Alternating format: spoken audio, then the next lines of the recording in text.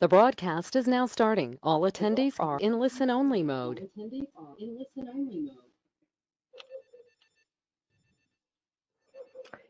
Hello, everybody, to our today's webinar. We are talking you through the advanced Renderpass settings today. The presenter today will be Thomas, and I am the moderator who will answer your questions and go with you through this webinar as well. Hello, Thomas. Hello, everybody. So the content Thomas has prepared for us today covers a lot about aspect ratios and texture sizes. So first of all, we will have a look at the general workflow when warping in Pandoras Box. Thomas has prepared some examples for a planar soft edge with a soft edge on a curved screen and a dome. So we will also talk about what happens when I need to warp in the off the screen. And at the very end of the webinar, we will just share small last information regarding the texture size when using effects. So without further ado, I would say let's get started with the first example that Thomas has prepared for us and the general warping workflow in Pandoras Box. Yeah, thank you, Martina. And yeah, let's directly dive into that. So my first example is, oh wait, let me quickly change my script a bit here. So the first example is a plain, oh no, we want to have the general Pandoras Box workflow first, right? So yes. What's the general workflow when projecting on any surface? The main thing is always to keep the aspect. So that's the key to have a great looking picture on the screen, to keep the aspect from the original display, wherever you have the screen, whatever size and aspect it has, as long as you keep that aspect, it will look great. So that's the general workflow and the idea of Pandoras Box. Take the reality into virtuality. Take the real world into the virtual world and use it that way. So that means the screen size and the screen aspect is limiting or is the main thing you have to keep through your whole project from content creation on. So create the correct aspect in the content already. And however the processing is in Pandoras Box, that can be very different. So there can be changes of aspects for individual outputs there, but the final result has to match that aspect again. That's the idea of Pandoras Box. Yes, that's the general workflow, and we can directly dive into the first example. And the first example is, imagine a dual projector soft edge blend and a screen. I haven't measured it, but it's something on a planar screen for sure, and we are able to keep the individual aspects of the projectors as well there. Yeah, so we have a screen with a certain size and aspect, and we have two projectors which should project left and right here. So let's have a better view on that. So that's actually the correct size of my screen already. So the content is created for that exact thing and should fit exactly. So the only thing I have to do there is I can calculate it already. So I can measure the sizes for my outputs, and the projectionist can put it completely in a perfect spot. So maybe directly in front, no angling, nothing in the way, just a straight projection from the two projectors, and they should fit exactly like that. The workflow in Pandoras Box is then very simple, because you can keep the individual output resolution here. So select the output. There you can see the output resolution as well in the configuration render path. I don't go for that one because I have no client connected. So that's the client information which comes from the client directly. Or if you are working in an offline manager, you can put the resolution as expected in here to have the correct size of your output. All right, so in this very simple workflow, the only thing you have to do there is to shift, to offset these camera looks into the composition space to have the correct texture part for each output, and that's very simple to do. You just choose the two cameras, you hit the align button 3 times, and then you go for the X offset, and then you do the X offset wherever it has to be. And you finally have each output has the correct thing, and everything looks perfect on the wall. So let's have a look in one single output there. So that's how one output looks. There we can shift a bit better. So now it's very correct. Of course, you can calculate these things too by using these values out of your test pattern, for example, or measure in the real world and take that aspect back into your virtual world in Pandoras Box. So that's simple, and everything should look fine there.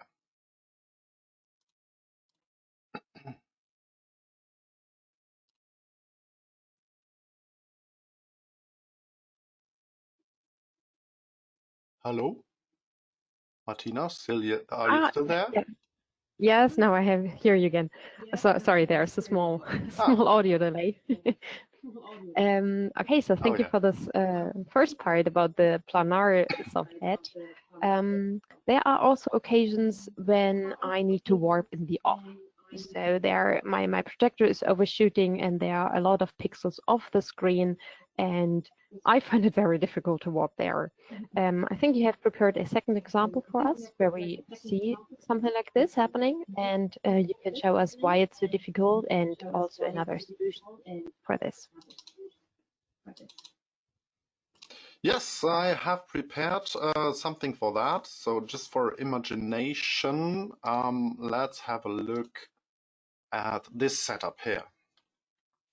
So this setup is a curved screen.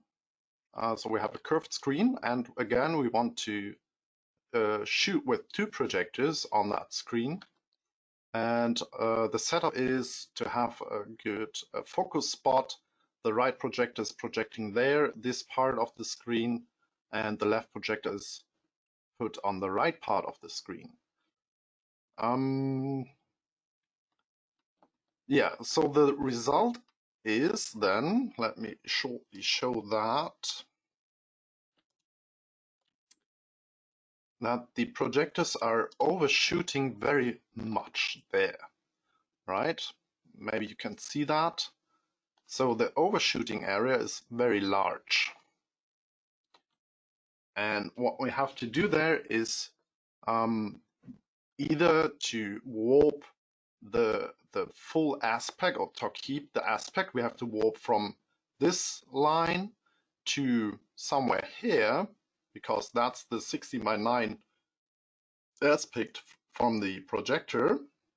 But the issue is here is no point, so the screen is not going further here. So I'm somewhere in the back, or the issue is I cannot see exactly where I have to warp things.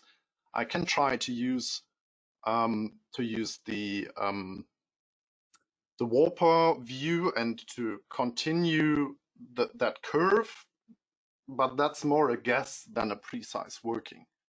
So what we mostly do is we squeeze those edges on the screen, which will then distort the aspect, right? So the aspect then is not 16 by 9 anymore, but something else.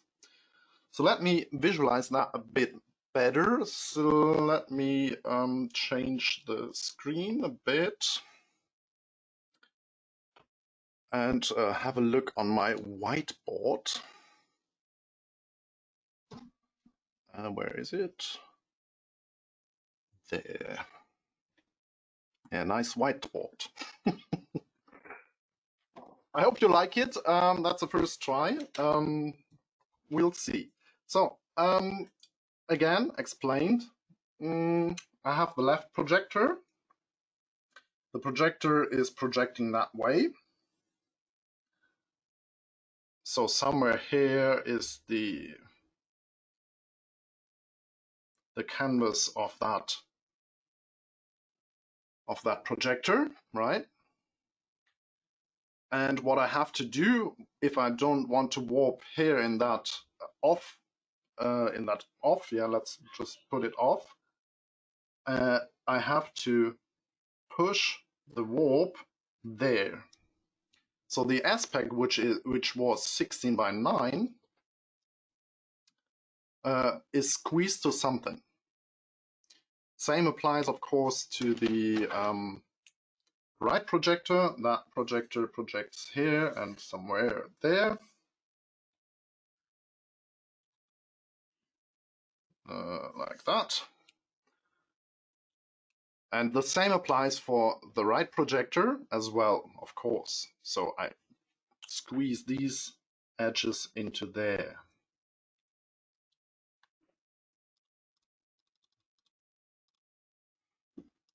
Give me a short moment. This workflow will then end up in, so if I enroll my whole thing here, so I have my, the main aspect is, by the way, 16 by 9. So if I have the original surface here, this is 16 by 9. So the curve measured is, let's say, 16 meters, and this is 9 meters, right? And this is also then my content. So the content is 16 by 9. What I have to do now is, because the right projector is only taking that part, I also have to take that part for this projector only from this part of the original texture.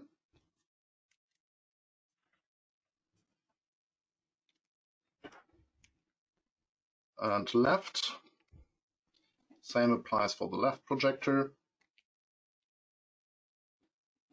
16 by 9.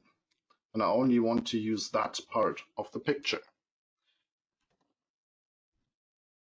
Of course, this is then warped, so the warp will look like something like that. Maybe, more or less. So this should be the right projector, unfortunately there. And this part, I don't want to show that, right? I only want to have this part here.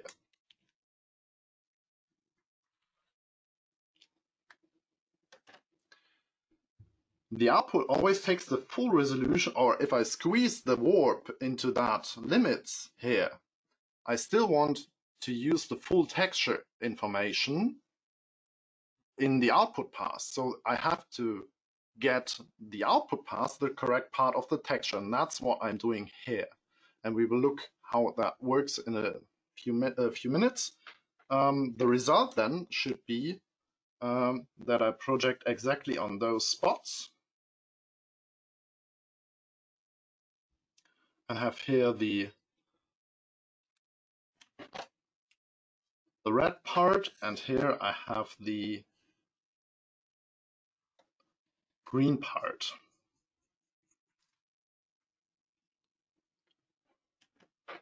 So how to do that in Pandoras Box?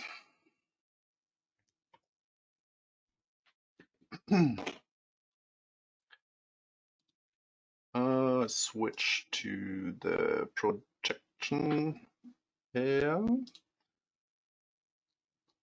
So this is my 16 by 9 content, which fits exactly on this curve, right? So this is 16 by 9. I can push it again here, 16 by 9.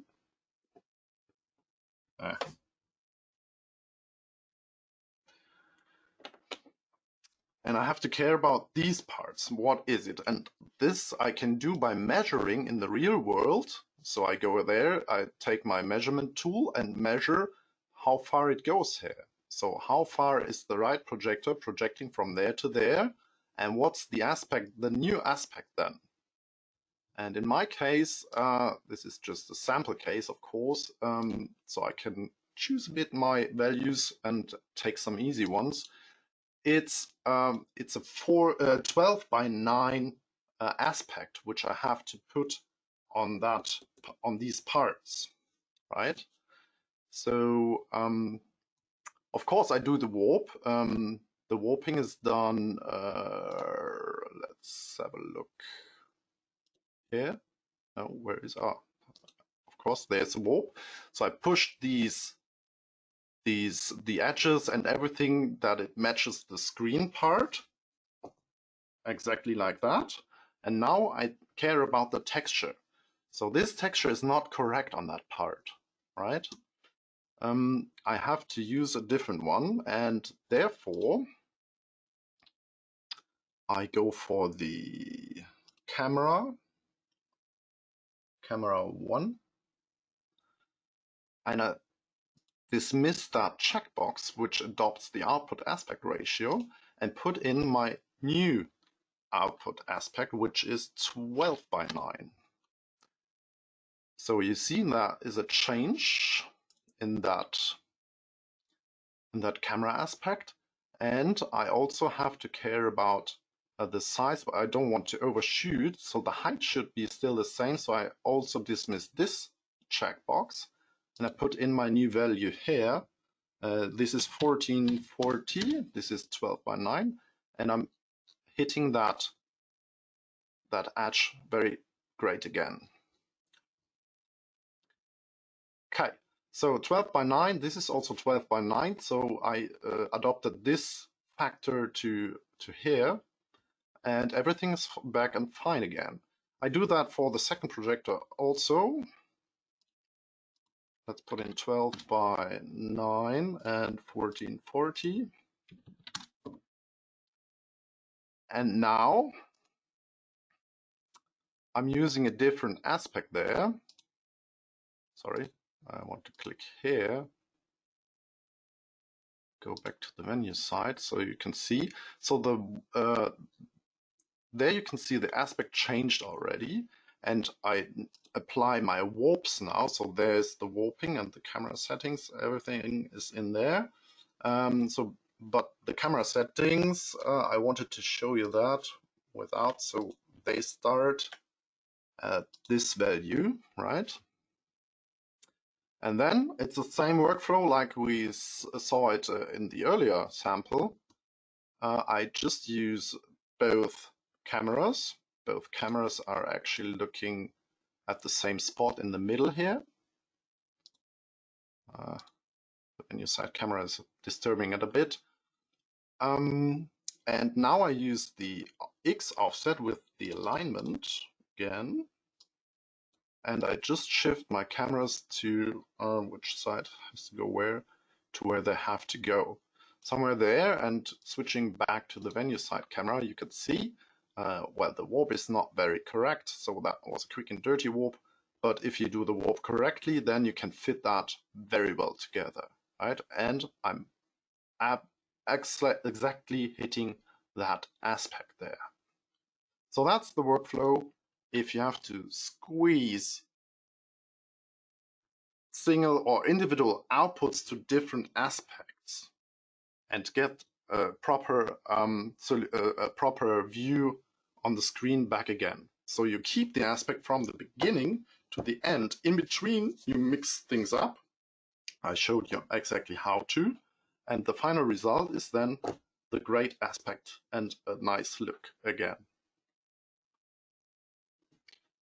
Yes, this was about the off, warping in the off feature. Thomas, may I just everyone?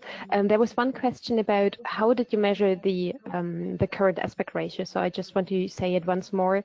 In that workflow that Thomas just showed you, he said that you would take a measurement tool and you measure the area that the projector actually hits on the screen. So you take those numbers and you calculate the then the aspect ratio from it and the pixels.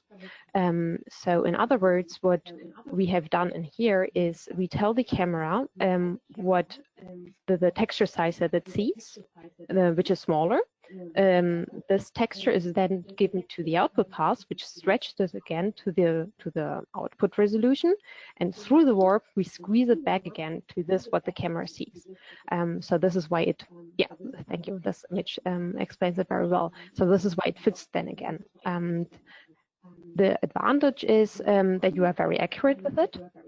And when you are warping in the off, which would be the alternative to this, or when you are blanking it out with a black texture, then you are not as accurate as using this workflow. Exactly. A second question is, what happens now if you take a texture that was not made especially for the screen? Also, in your first example, you said you have content that was customly made for your application, but sometimes we have content that does not fit our screen. For example, let's take and it's just content that shows, for example, a cloud or a flower, some flowers, and it doesn't really matter when I cut it off. So what happens if I take this content? Is it now stretched, or do I have to squeeze the content back? Okay, that's a good question. So the compositional space in Pandoras Box is a bit works in a different way. So you can, the idea is to use everything in the virtual world like you use it in the real world. So if I put something in the composition space now, so let's try to get, this is something much too huge, I think. So this is a UHD test pattern here. So if I put that on top here, and of course the layer has to be in the correct mode. So this is much too large, right? So, but still, I'm picking the correct part out of it, so it will not distort in any way, but I can use it however I want it. So let's have a look in the venue side camera. So that's actually the look. Please forget the non-accurate warping there. So, and if I use that, I can use that however I want now on that output, and I also can scale it down, or I can make pips or something like that. So, and if I bring in different aspects which are not fitting, I can decide, do I use them as a pip? Do I use them and cut off something? Or do I use some bands, some blacks on the outside? So if it's too small in the height, I have maybe black, or I push it further and lose something on the left and right. I can decide that as long as the cameras stay the same. So the camera do not move anymore in this setup, right? They stay how they are, and they will pick the correct part out of it and squeeze it at the correct aspect again.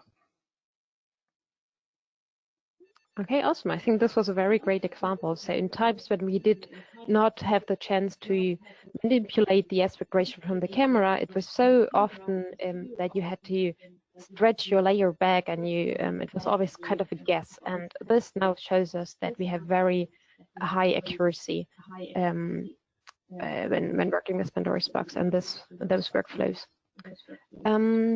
I would say, after talking so much about settings for the aspect ratio in the camera, let's have a look what I can do with texture sizes regarding the resolution when looking at the output. I think you have prepared a third example showing a file for a dome. So when you project it to a dome using multiple projectors, what kind of settings can be changed there? Yes, I have something there.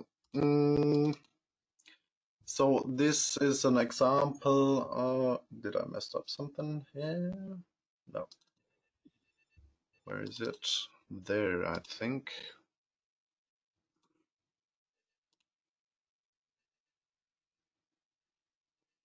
Hello? Oh no, this one was it. Sorry, it's a bit too small on my screen here to use so many different applications. There we are. Okay, so let's imagine we have to project in a dome and we have maybe, let it be 12 projectors or something like that. And each projector uses just a certain part. So I'm provided a full dome texture. So that's what I'm provided in the dome master file. And my projectors are only picking certain parts out of it. And the workflow, how to find the correct thing is a bit different there. And there are also auto alignment tools available, camera-based auto alignment tools like Mystique, for example. And they pick the right part out of this texture, do the warping and all the necessary things. And what they do, they apply also this texture part to the object. So the object knows exactly which part of the texture they have to take. And I tried to sample that without having a real dome and real things here. I tried to cover that with the UV mapping tool. So I decided to take just a little part out of the texture, and this little part is the new texture for that object I'm using on this output here. So to sample the workflow of different cameras looking in the dome. So that's the setup. So this camera just has to take now the correct part of the texture, but the object knows it already. So what I have to do there first is to set up this camera to have the full texture information to make the object able to take the correct part, because it's not able to take the correct part out of this bit of content. So I have to provide the whole texture to that object. So what I can do there is select the camera and fit the aspect for first. So it's a rectangle or a quadratic aspect. And then I can try, for example, to use the field of view to fit that camera to take all of that texture. But as you can see here, the camera is still linked to the output size. So what will happen is that this texture will be provided to the output completely. That's not the point, but it will be squeezed to this resolution. So it will be squeezed to 1280 by 800. Let's have a look here without the warp maybe. Let's get rid of the warp for shortly. And if we look in the output now, so this is 1280 by 800 now, and the whole texture information is there, that's correct, but it's a very small resolution. And now, if I fit the object back in again, it will take a part of this texture only to provide it to that object and to that output. And this is, of course, first of all, not the correct part because it's squeezed differently, and the resolution is awful, right? So what I have to do before that is to go for the camera and again unlink that checkbox, and instead of using the field of view, let's go back here. Instead of using the field of view, I use the correct pixel information on that. So I go for 4096, and again here 4096. And now my resolution in the output is much higher as what I had before, right? So let's have a look again there. I think it's not visible there, but yeah. So this is only visible on a real client and not in the preview though. So you have to keep that in mind. If you don't see any changes here, it still will change the real client output because the preview is working in a different way than a real client is. So it's the same render engine, of course, but the steps of rendering those single parts is different, as I can choose anything here. All right, but that's very important to know, especially if you go for the auto alignment tools or something like that, to have the correct resolution as source for your object, right?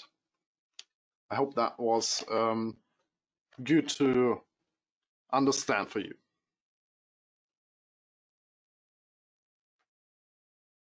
I think so. So far, there are no further questions regarding all this.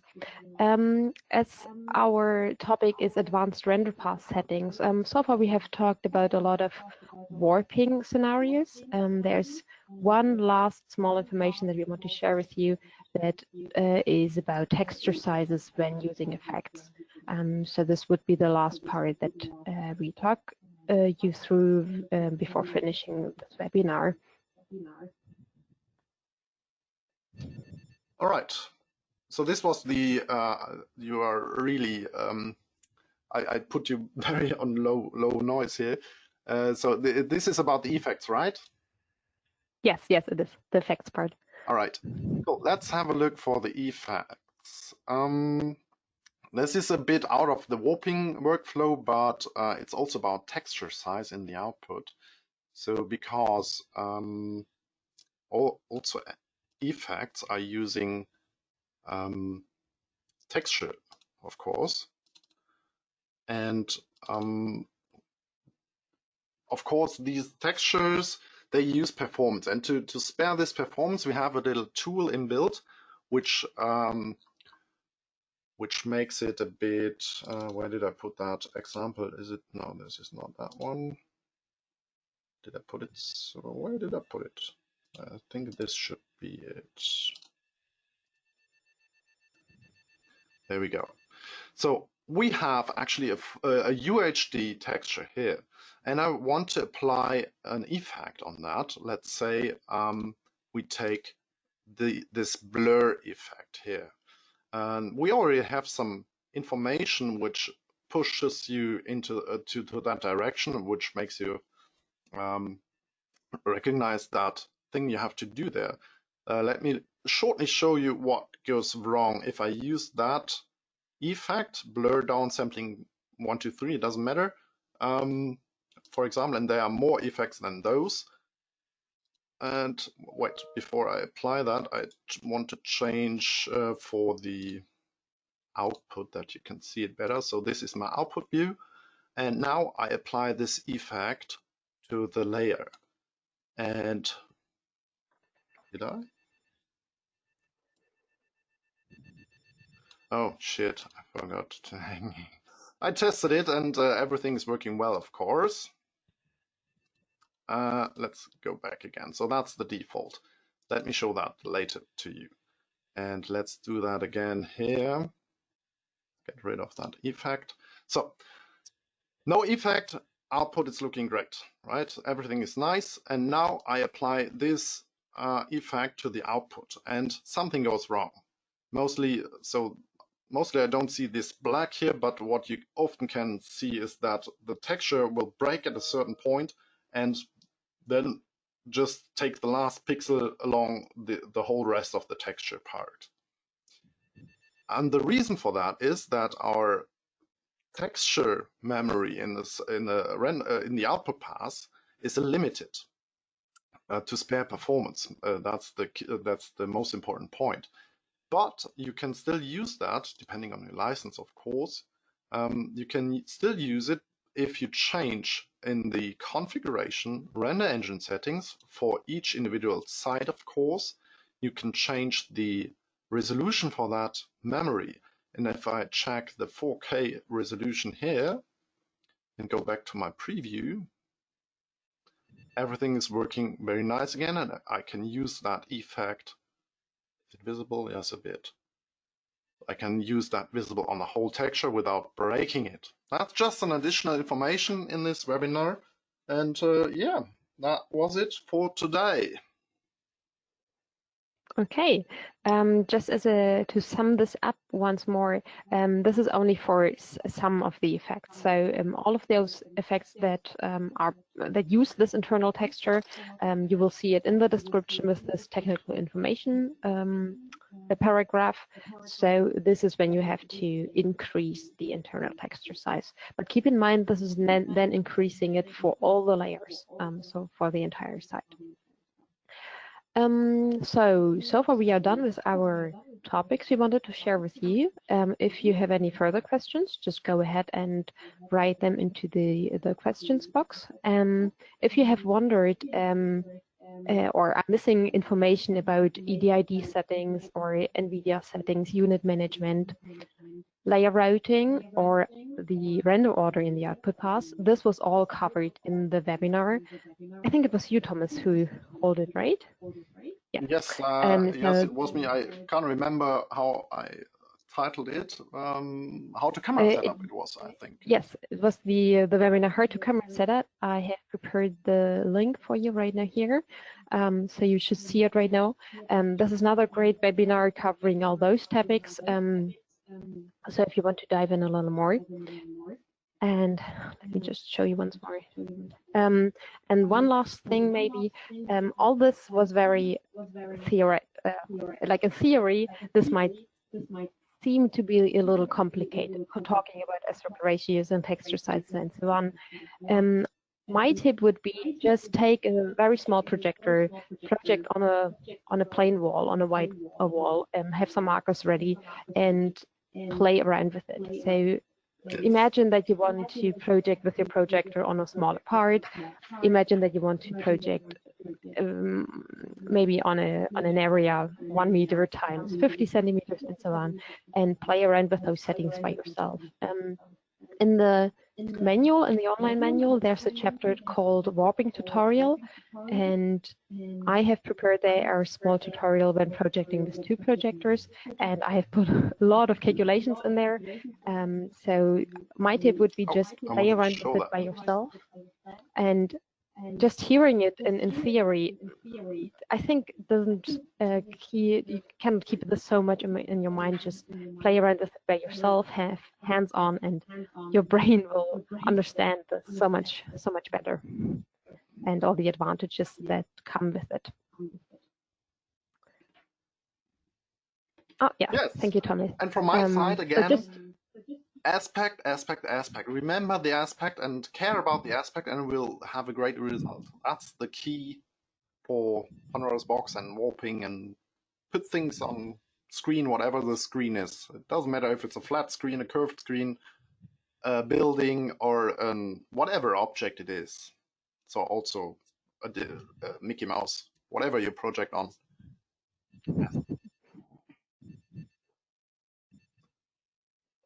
Okay. So thank you for listening. We will stay in here a little longer if you have another question. Otherwise, we will see you in one of the coming up webinars. Yes. From my side also, thank you. Stay healthy and see you next time. Bye-bye.